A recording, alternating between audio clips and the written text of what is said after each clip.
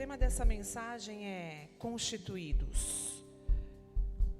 Pelo sangue de Jesus, a Bíblia diz que nós fomos constituídos.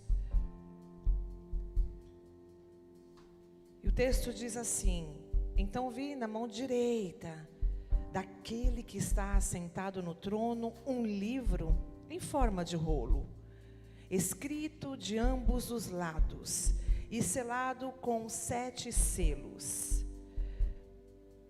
Vi um anjo poderoso, diga comigo, um anjo poderoso, proclamando em alta voz: quem é digno de romper os selos e de abrir o livro?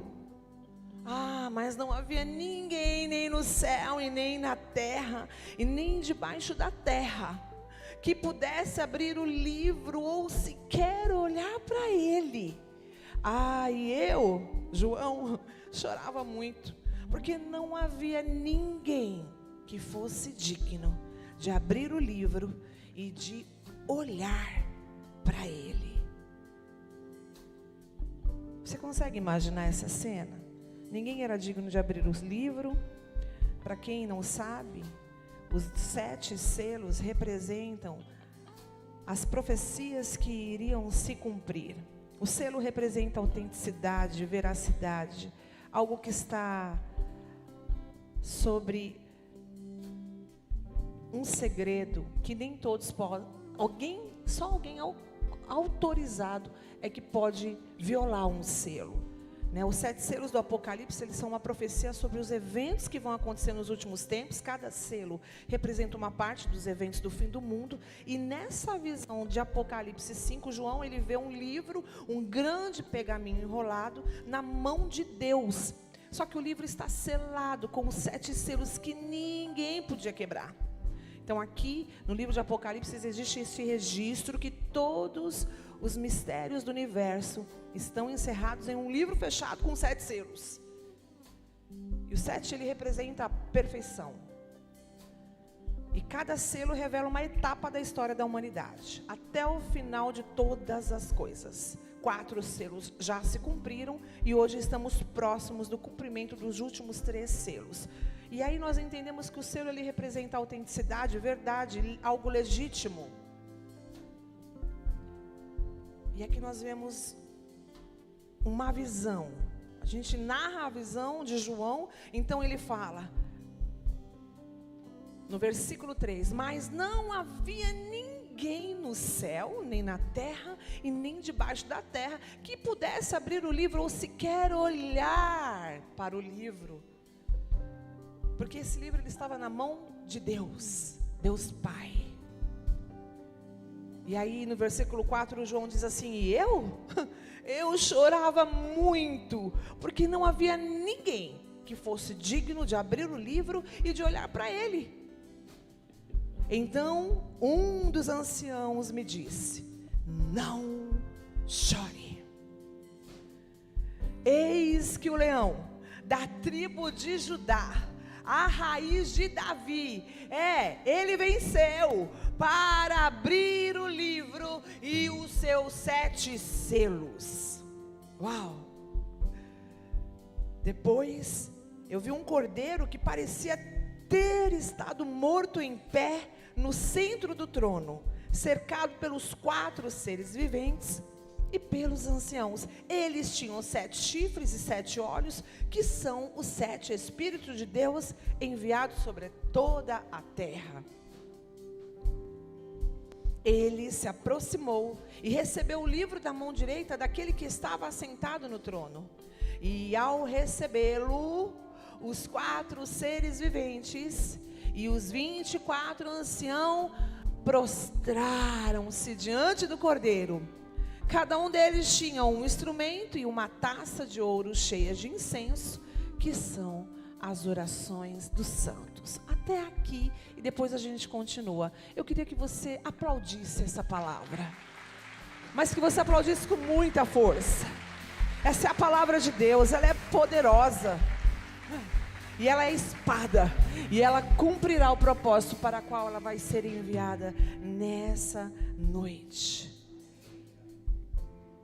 Sabe, às vezes possa existir coisas na sua história que você olha e diz: ninguém está autorizado a me ajudar. Eu queria tanto encontrar alguém que tivesse autoridade ou que estivesse autorizado a resolver o meu problema. Sabe, eu quero dizer para você que Deus às vezes permite que ninguém na terra possa te ajudar, porque a glória dele na tua história, ele não divide com ninguém. Ele diz: não, aí sou eu. Aí nessa história aí eu quero me revelar a você como Yahvé, o eu sou. Aí nessa história, eu sou na tua vida. Porque, claro, que se tiver alguém, nós vamos ovacionar esse alguém. E aí a gente fala: claro, foi Deus, mas fulano. E aí tem coisas que o Senhor diz: não, aqui é comigo. E aí, eu não sei qual é a causa que tem feito você chorar. Porque quando João diz assim: não chore, né? Na verdade não é João que diz, é um dos anciãos. Sabe, existem cenários, eu não sei você, eu não sei se alguém aqui já perdeu a esperança. Às vezes nós falarmos sobre perder a esperança parece algo comum, mas você já perdeu a esperança por alguma situação da tua história? Porque como diz aí, né, a esperança é a última que morre. A nossa morreu e ressuscitou ao terceiro dia e reina. Então para nós a esperança nunca morre. Pelo contrário, nós somos os resilientes, porque nós temos motivos de sobra para perseverar, porque um dia ele morreu e com ele nós morremos, um dia ele ressuscitou e com ele nós ressuscitamos, e hoje ele governa, hoje ele reina e nós reinamos com ele. Então por que você está preocupado? Com o quê? Deus está cuidando, e nas tuas impossibilidades, descansa. Sabe o que eu aprendi? Quanto mais impossível a minha situação, mais eu fico em paz, porque eu não posso fazer nada mesmo. E aí eu tenho um pai, né? Já viu aquela história de um menininho que estava no avião? É engraçado que hoje eu me lembrei bem dessa história. Nós pegamos uma turbulência bem forte de São Paulo para cá. E olha que eu trabalhei na aviação, eu nunca tinha pego uma turbulência tão forte como a de hoje. E eu falei: Jesus, eu preciso pregar lá, no Templo das Nações. Eu quero pregar, eu preciso pregar. E aí, a criança está ali sentada e o avião começa uma turbulência muito forte. Todos estão com muito medo. E tem uma criança que está lá desenhando, pintando, está lá tranquilo. E aí alguém, um adulto, e fala assim: e aí, você está tudo bem aí? Você não está com medo não? Porque o avião está balançando bastante. E aí ele vira assim, né, para aquela pessoa e diz assim: não, eu não estou com medo. Como assim? Você é uma criança, você não está com medo? Não, o piloto é o meu pai. Quero dizer para você que o teu pai está no controle, está no governo de toda a tua história. Sabe por quê? Lá no Salmo 139, sabe o que a palavra do Senhor diz? Verso 16, Salmo 139. Quando eu ainda era um embrião, uma massa informe, todos os meus dias foram escritos no teu livro, Deus. Tem uma biografia minha escrita no livro dele. Você sabia disso? Que a tua biografia, ele escolheu registrar no livro dele. Não é nem no teu, é no dele. Que pai zeloso, né? Todos os meus dias foram escritos no teu livro, sem que ainda esses dias existissem. Tem começo, meio e fim. Mas sabe qual é a nossa dificuldade? Porque o começo é muito fácil às vezes. O começo você está empolgado, você está cheio de energia, né? Vamos lá, um atleta no começo da corrida, ele está lá. E o fim? O fim é difícil? Mas e o meio? O difícil é o meio. O meio é onde você quer desistir. O meio é onde você perde as esperanças. O meio onde você perde as forças. O meio onde você ouve as críticas. O meio é quando você ouve que você é ridículo, você é ridicularizado, você vem as dúvidas. Isso não vai dar em nada, né? Quem conhece a história lá do sapinho, bem famosa, né? Um sapinho correndo, tinha que alcançar um lugar e a gente conta essas historinhas lá para os alunos do colégio, né? E para quem não sabe, nós trabalhamos ali no colégio, né? Como vocês viram ali no vídeo, nós temos hoje 3 unidades de colégio, que é a igreja que patrocina isso hoje, como igreja que governa. E nós trabalhamos muito no socioemocional com essas crianças. E aí, contando essa historinha ali para eles, o sapinho está lá correndo numa corrida e de repente começam as críticas, porque eles precisavam alcançar o topo de uma torre. Imagina, vocês não vão conseguir. E eles foram parando, porque quando você começa a ouvir críticas, as críticas te paralisam. Mas sabe, eu quero dizer para você, Jeremias 29:11, eu, o Senhor, é que sei os pensamentos que tenho para você, e os meus pensamentos são de paz e não de mal, para dar a você um futuro, e um futuro de esperança, e não causar danos. E esse sapinho vai, e aí um consegue, né? Porque os outros vão desistindo com as críticas da plateia. Imagina, vocês não têm capacidade para chegar até ali, não. Vocês não têm perna para isso, não.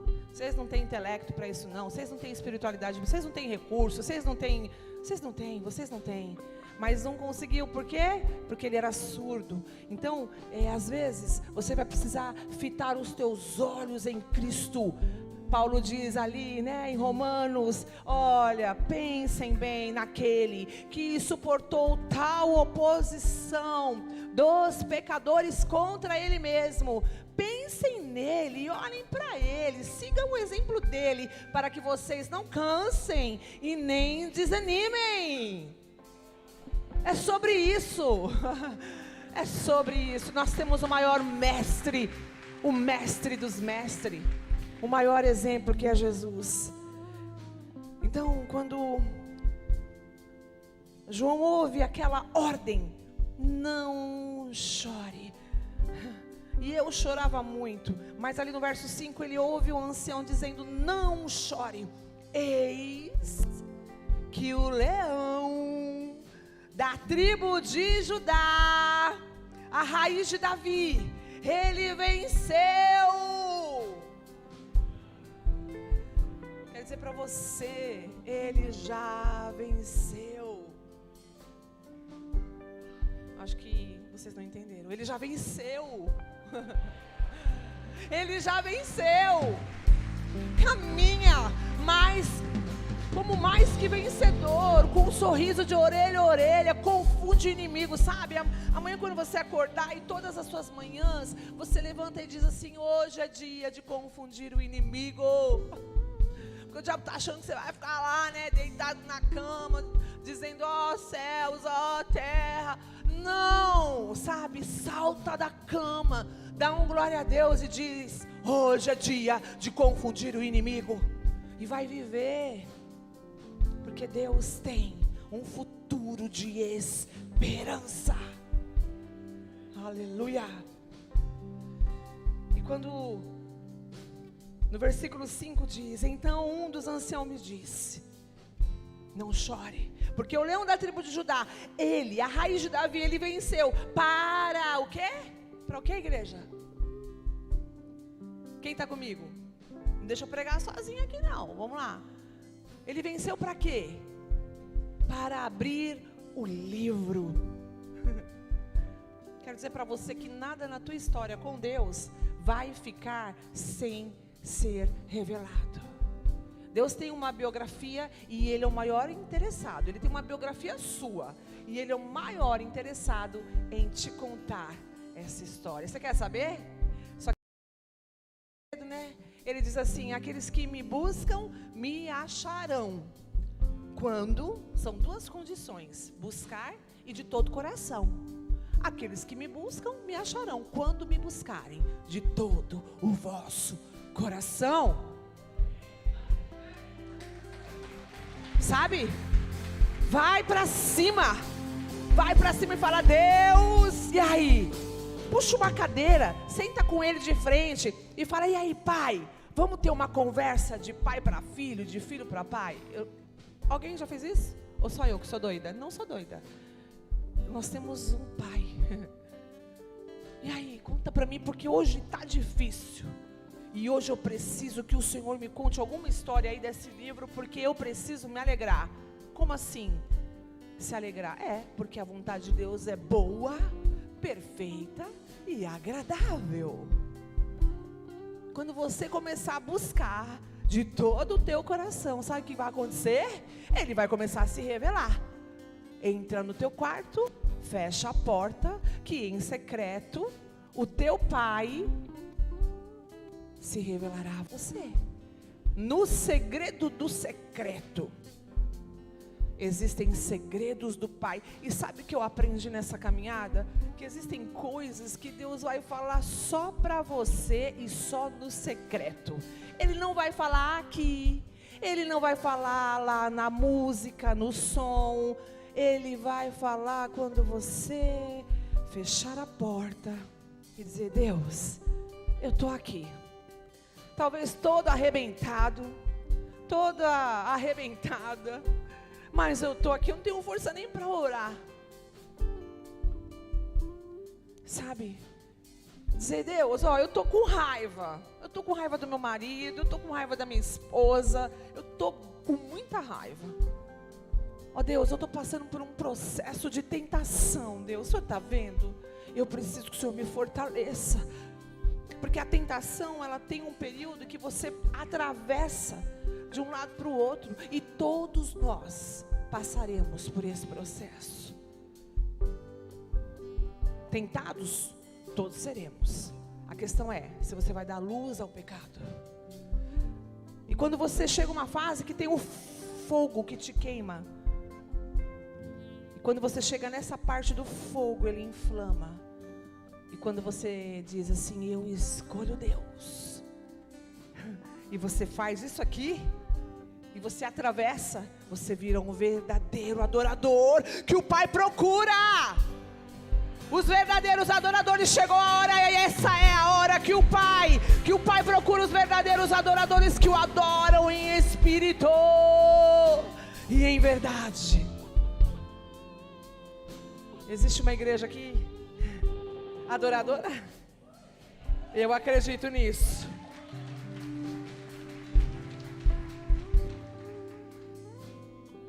E o leão, e perceba aqui no verso 6, ele diz assim: depois eu vi um cordeiro que parecia ter estado morto. Essa parte, quando eu li essa parte, eu fiquei tão impactada, porque João fala assim, no verso 5, que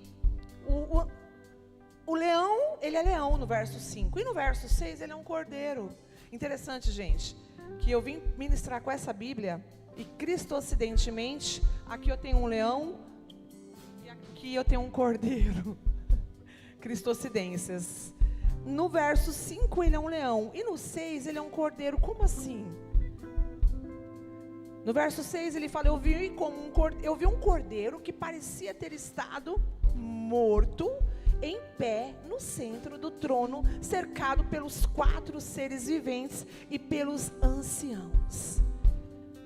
Eu quero dizer para você que muitas vezes na tua história, as pessoas vão olhar para você e elas não vão entender quem você de fato é.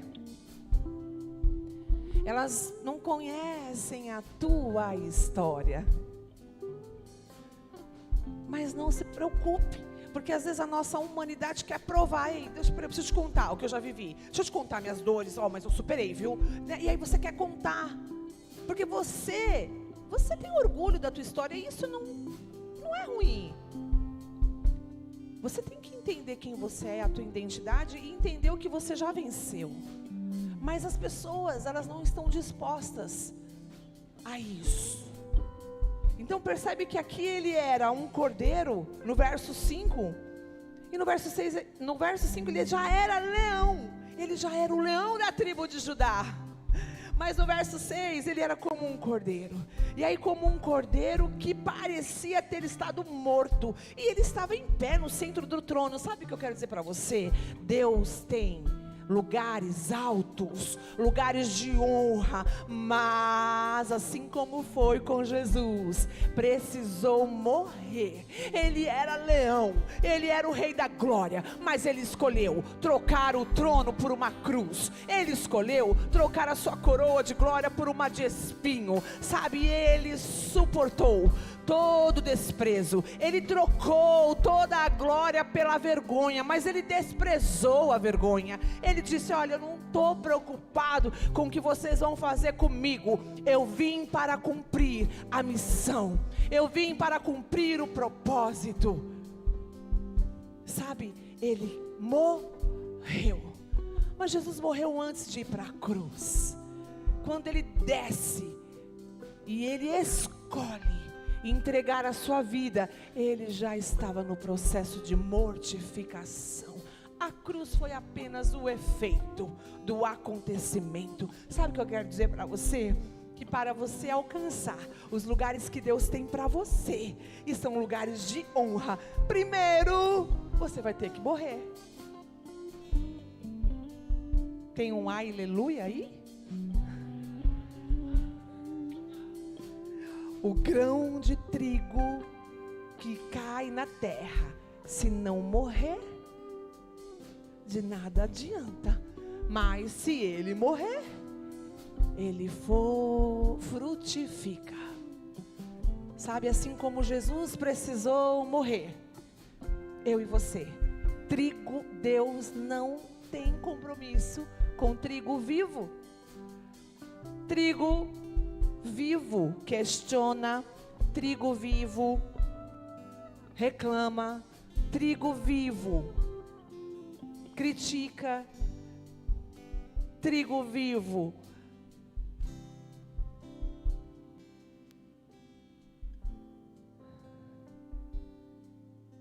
murmura. E aí? Porque a gente sempre fala: eu sou trigo. Você já é trigo? Eu sou trigo, eu sou trigo. É? Então, mas o trigo, para ele frutificar, ele tem que morrer. Você está pronto para morrer? Você está pronto para declarar: não mais vivo eu, mas Cristo vive em mim. E a vida que eu vivo agora na carne, eu vivo pela fé no Filho de Deus que morreu e se entregou por mim. Quem quiser ganhar a sua vida, perdê-la-á. Mas quem perder a sua vida por amor de mim, achará. Esse é o evangelho do reino. E aí, você vive esse reino? É dar a outra face, meu irmão. Nós temos ali os 7 princípios governamentais que nós trabalhamos no colégio, e um dos pontos é o caráter. E quando nós falamos do caráter, as pessoas gostam de dizer referências humanas, e tudo bem.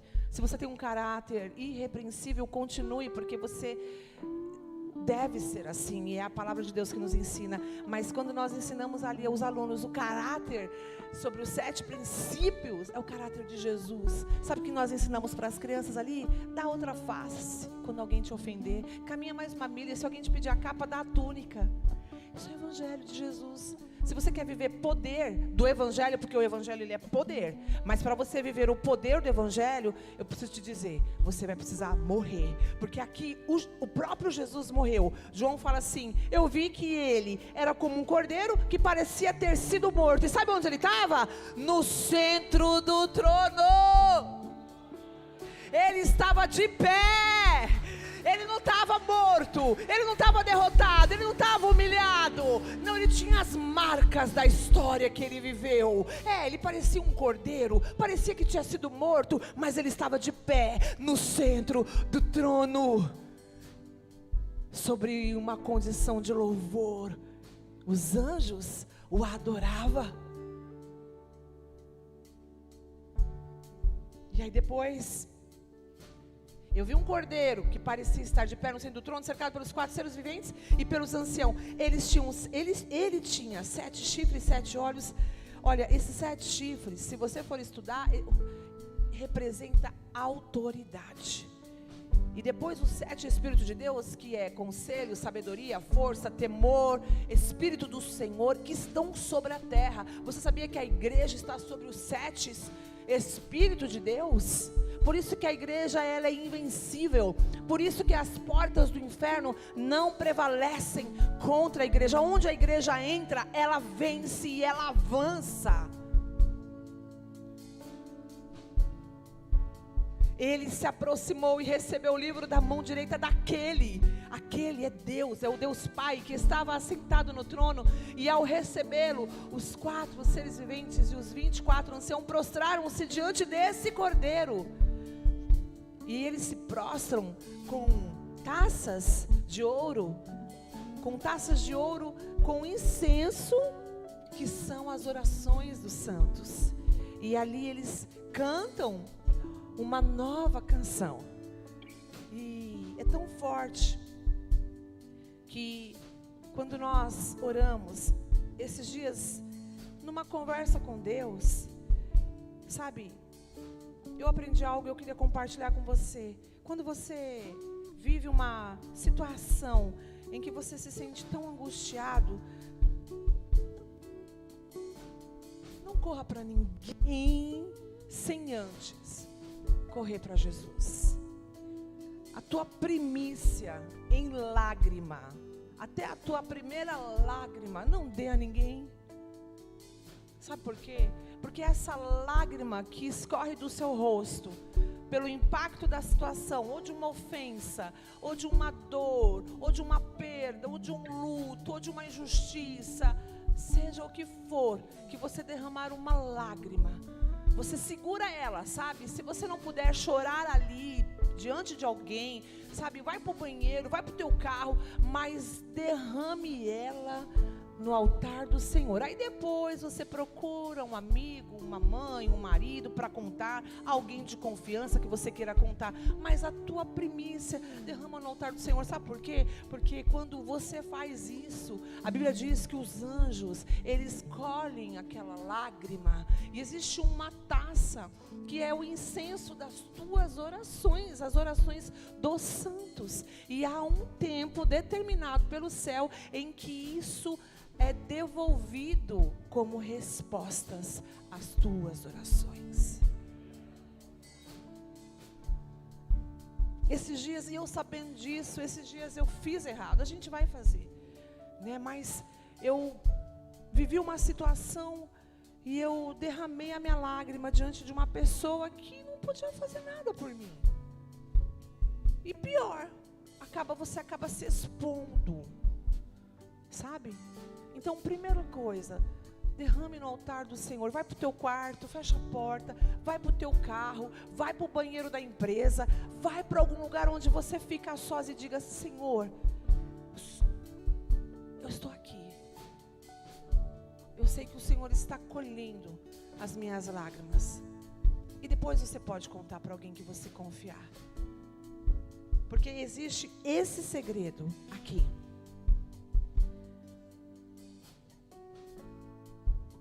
E para a gente terminar, eu queria falar um pouquinho sobre quando Jesus, ele tem um aspecto de quem era morto. Quando Jesus, ele foi morto, a Bíblia diz que ele foi esmagado, ele foi transpassado, ele foi moído. Por quê? Pelas nossas transgressões. E quando nós falamos dos processos, e a gente, até hoje no carro vindo com o Leandro, ele nos mostrou uma plantação de oliveira, coisa mais linda ali na estrada. E eu me lembrei de a azeitona, ela tem um processo. Existem muitos tipos de azeite, e existem azeites muito caros, que você fala, imagina, eu não vou dar um valor tão alto nesse azeite. Eu já vi azeite de R$500 e tem até mais, valores muito mais altos. Mas a questão é, por que existem azeites tão caros e azeites mais baratos? Porque no momento da prensa da azeitona, do impacto que aquela azeitona vive, é o que ela vai extrair. Então, se o impacto for muito forte e violento, aquela azeitona ela vai extrair o melhor dela. Você se identifica com isso? Agora, se o impacto não for tão forte, sai lá um azeitinho meia boca, sabe? E aí, você quer ser meia boca ou você quer ser de verdade? Tá pronto para os impactos? Porque eles virão. Mas você prefere ser azeitona ou azeite? Porque a azeitona ela no máximo dura 10 dias na sua geladeira. Mas o azeite ele não tem prazo de validade. A uva, para se tornar um bom vinho, o que acontece, gente? Responde aí. Hã? Pisoteada. Azeitona é impacto, a uva é pisoteada. Mas aí, você prefere ser uva que em 10 dias estraga ou ser um vinho que quanto mais velho, melhor? Porque vai ficando melhor, né? Andar com Jesus não é assim, você vai aprendendo, e é impacto daqui, é tranco dali, né? E aí você vai daqui, aí vai cair, mas não vai. E aí você fala, nossa, você olha para trás e fala assim, nossa Deus, poxa, quantas coisas eu vivi até aqui, como eu tenho aprendido. Então, melhor do que ser uma azeitona é ser o azeite, melhor do que ser a uva é ser o vinho, sabe, melhor do que ser o trigo é ser o pão que alimenta, porque para frutificar o trigo vai ter que morrer. E é interessante que quando a gente fala do trigo, ele tem alguns processos, né? Quando você separa o trigo, primeiro vem a limpeza. O trigo ele tem que ser limpo. Diga comigo, limpo. Vamos lá, quem é trigo aqui nessa noite? Gente, quem é trigo aqui nessa noite? Se quiser apagar as luzes, eu prefiro, viu? Se puder apagar. Isso. Tem gente que prefere aceso, né? Eu prefiro apagar. Obrigado. Deus abençoe. E aí, trigo limpo. E aí o trigo ele é limpo, e ele é limpo por meio de uma sucção, por ar e peneiração. Então é tirado o pó, a palha e os grãos murchos. Percebe que quando você começa a passar do processo de joio para trigo, ou que você começa a caminhar com Jesus, você começa a se tornar trigo. E aí existe um processo de peneiração, de limpeza, há uma sucção, né? Quem já sentiu assim, ó, parece que, né? Fala, Jesus, não vou aguentar, não estou aguentando. E aí vem a peneiração, vem o pó, a palha, tira os grãos murchos. Aí Jesus vai tirando, né? Vai tirando as amizades, vai tirando os relacionamentos errados, vai tirando os vícios, vai tirando as más intenções, vai tirando os pensamentos errados. Aí vem aquela palavra que diz, não se amoldem mais ao padrão desse mundo, Romanos 12:2.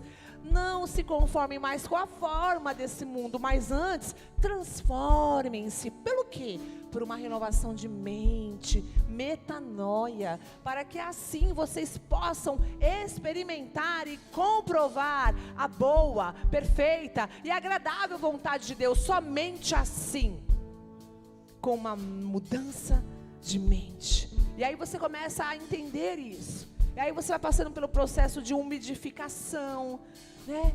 Aí o Senhor vai regando ali o teu coração, terra seca. Às vezes estamos com o nosso coração tão seco, está tudo tão seco, tão rígido. E aí vem a umidificação. Depois, por que vem a umidificação? Para a casca do trigo amolecer. Então, é necessário muitas vezes alguns processos que Deus permite vivermos, porque a nossa casca está muito dura ainda. E é necessário que amoleça. E aí esse processo vai levar aí de 12 a 24 horas. Depois vem o polimento do trigo. Depois vem a trituração do trigo. Depois vem a peneiração. Quem está se identificando aqui? É só eu, gente? Só eu que passei por isso? Não, né? E depois, por fim, o fogo, né? Para a gente poder ali criar os alimentos, né? O forno, para se assar um pão. O fogo, o processo do fogo. E aí? Você vai preferir ser trigo ou pão que alimenta pessoas? O problema é que a gente não quer sair ali da zona que estamos. Achamos que tudo vai acontecer se permanecermos ali. Mas movimento gera movimento. Inércia gera inércia. Você precisa sair do lugar. Você precisa caminhar. Você precisa marchar. Você precisa correr rumo aos propósitos que o Senhor tem para você, para que as coisas comecem a acontecer, para que você possa matar a fome das pessoas. As suas mortes, as suas renúncias, as suas entregas te colocarão de pé e te fará posicionado para todo o tempo que Deus tem para você viver nesse novo tempo que se inicia. Eu queria que você ficasse de pé no seu lugar.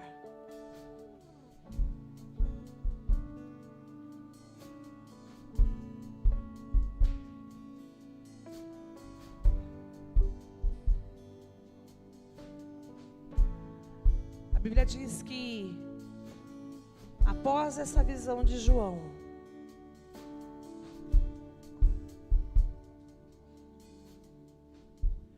e aí ele fala exatamente assim: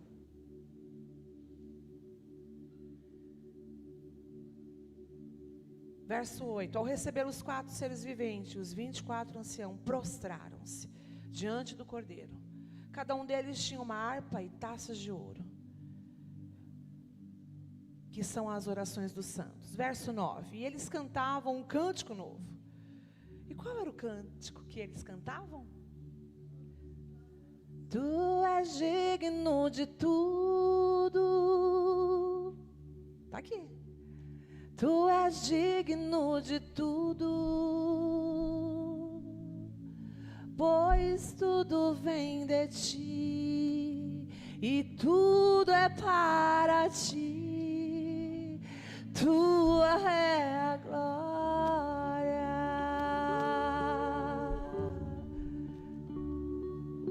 Tu és digno de tudo.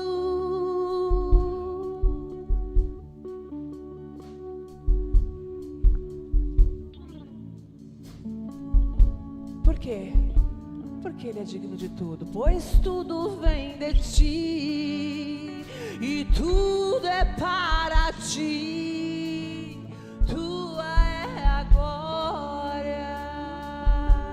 E olha que interessante, nessa mesma vibe, a Bíblia diz que tu és digno de receber o livro e de abrir os 7 selos, pois foste morto. Porque ele foi morto e com teu sangue compraste para Deus gente de toda a tribo, língua, povo e nação. Tu os constituíste reino e sacerdotes. Eu quero liberar uma palavra profética aqui, que Deus me deu no momento em que eu li essa passagem. Sabe, existe uma compra que foi feita, e essa compra foi pelo sangue de Jesus. Ele foi morto, e com o sangue dele, ele separou, ele comprou, ele resgatou para Deus gente de toda Santa Maria. Aleluia! Santa Maria vai ser conhecida como o lugar da presença de Deus.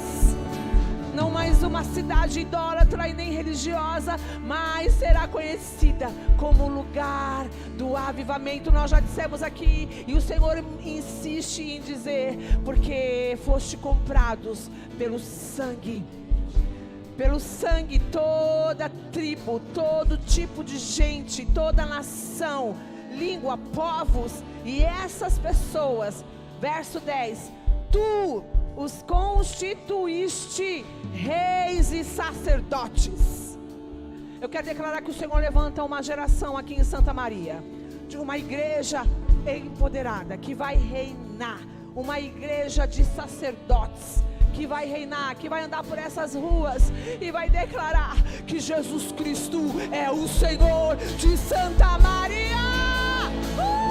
Aleluia!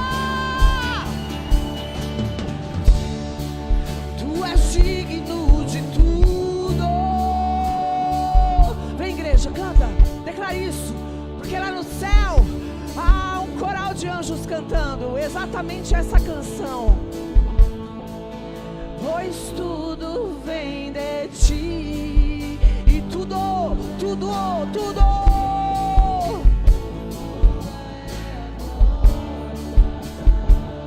és digno, tu és digno.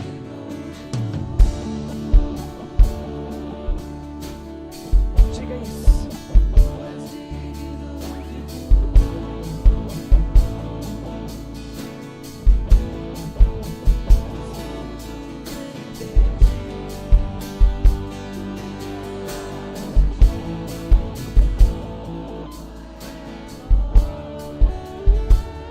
Verso 11.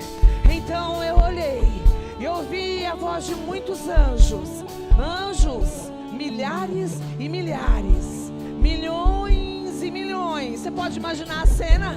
Milhares e milhares, milhões e milhões de anjos. Eles rodeavam o trono, bem como seres viventes, os anciãos. E sabe o que eles cantavam? Eles cantavam em alta voz: digno é o Cordeiro que foi morto de receber poder, riqueza, sabedoria, força, honra, glória e louvor. Aleluia! Depois eu ouvi todas as criaturas existentes nos céus, todas as criaturas que existiam no céu, na terra e debaixo da terra e no mar, e tudo que neles há. Sabe o que eles diziam? Aquele que está sentado no trono e ao Cordeiro seja o louvor, seja a honra, seja a glória e o poder para todo sempre. Você pode celebrar. Sabe por quê? Você faz parte deste reino. Tudo isso Ele deu para você, igreja. Tudo isso Ele deu para você. Tudo isso. O Senhor libera nesta noite um poder sobre a igreja, sobre o templo das nações. O Senhor derrama poder, força, autoridade, glória, domínio. Receba. Deus tem uma história sobre esta igreja neste lugar. Deus tem uma história que já está escrita no livro dele. Há uma biografia sobre o templo das nações em Santa Maria que está escrita no livro do Todo-Poderoso. Você pode celebrar isso, você faz parte disso. Se você está aqui nessa noite ouvindo esta palavra, eu quero te dizer que você faz parte dessa história.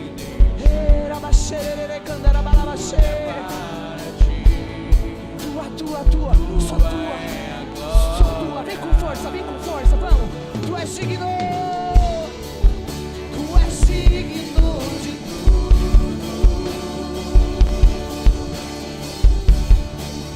Tu és digno de tudo.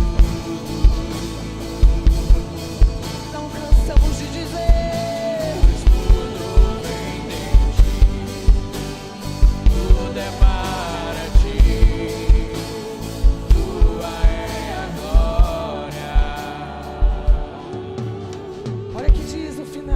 Eu quero te desafiar, igreja, com a autorização da pastora Denise.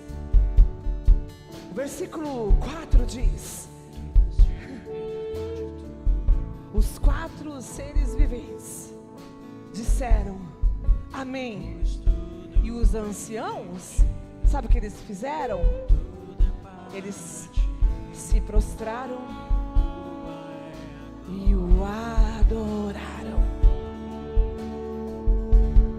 Você tem coragem de hoje se unir à adoração do céu? Porque uma igreja que vai vencer, uma igreja que vence um embate, um combate, é uma igreja adoradora.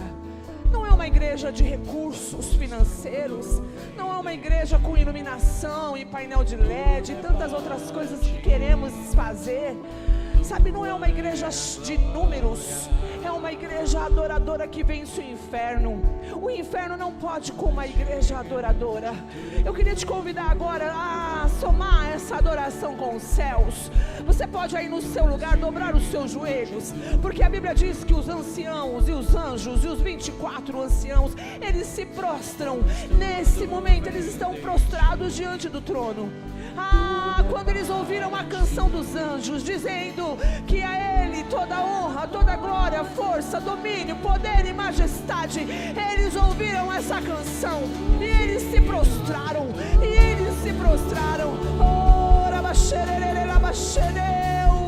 Há uma igreja aqui em Santa Maria nesta noite. O templo das nações se prostra diante do trono. Nós nos prostramos diante do trono.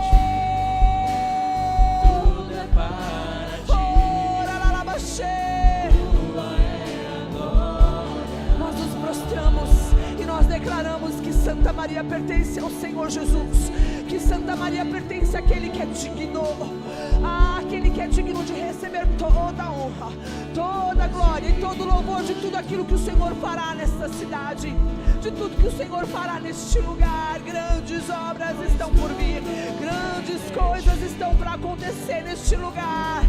Existem sonhos do teu coração e o Senhor começa a revelar, o Senhor começa a dar sinais dos sonhos que o Senhor tem para este lugar. O Senhor tem separado pessoas para transbordar, para realizar. Senhor, prostrados diante do trono, nós queremos dizer: entra, Rei da Glória. Que se abram as portas, que se abram os portões de Santa Maria, de Porto Alegre, do Rio Grande do Sul. Abram bem os portões, diz o Senhor, porque eu, o Rei da Glória, vou entrar.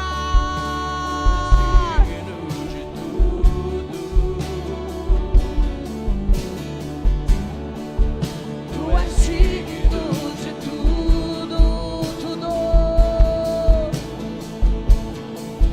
pois tudo vem de ti e tudo é para ti.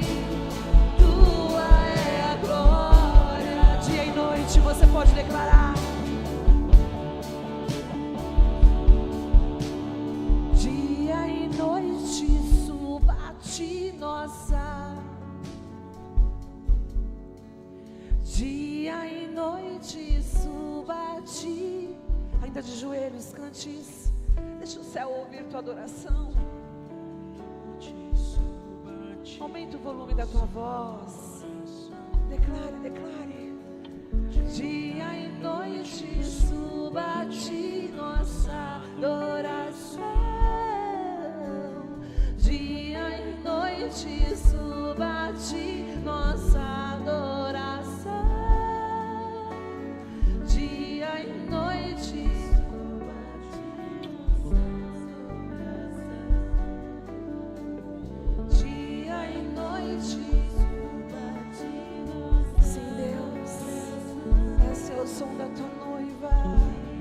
Noite suba a ti nossa adoração. Mais uma vez, noite suba a ti nossa adoração. Dia e noite suba a ti nossa adoração.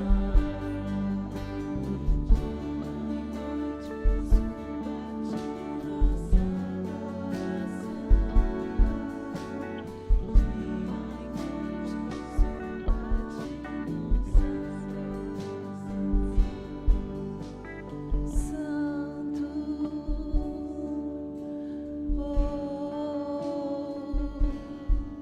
tu és santo, Jesus.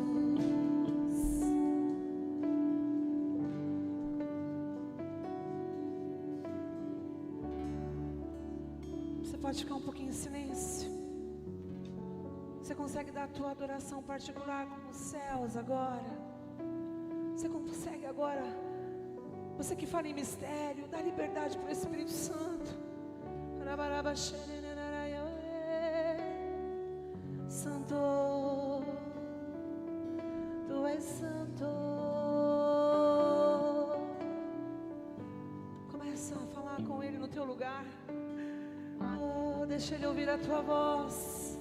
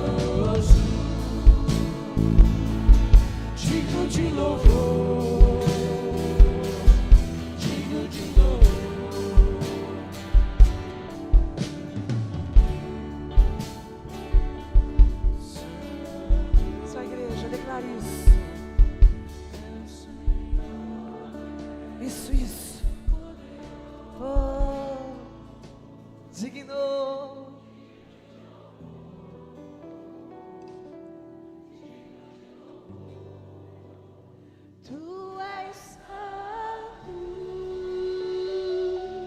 santo.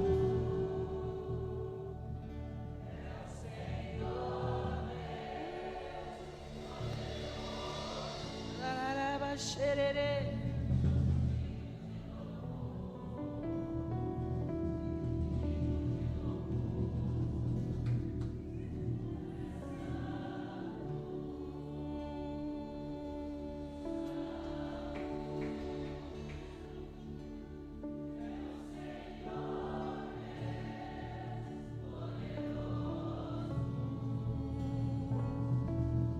Digno de louvor, digno de louvor, tu és santo, Santo é o Senhor Deus poderoso, digno de louvor, digno de louvor.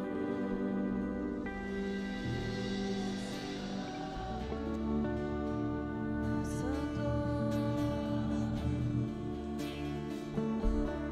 É o Senhor Deus poderoso, digno de louvor, digno de louvor. Tu és santo,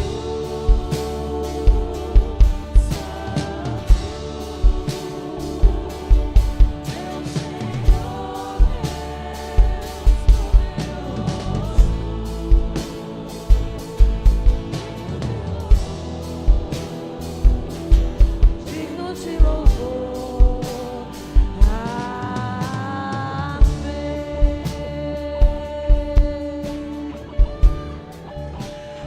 Poderoso Deus,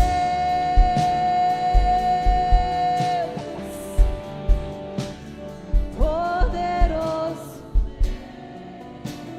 Para terminar, cante isso. Poderoso Deus, minha alma anseia por ti, poderoso, poderoso Deus,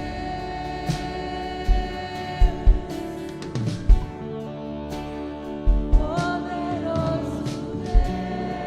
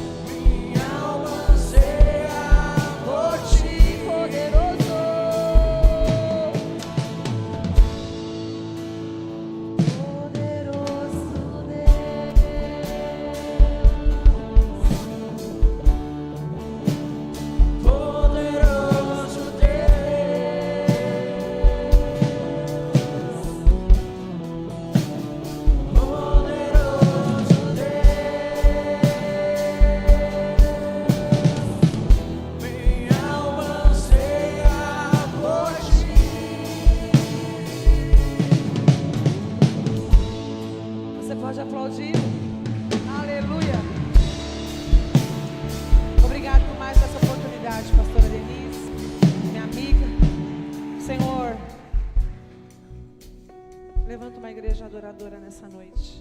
Através da adoração, o Senhor vai impactar esse lugar. Através de uma igreja adoradora. Obrigado mais uma vez. Deus abençoe. Um beijo no coração de vocês.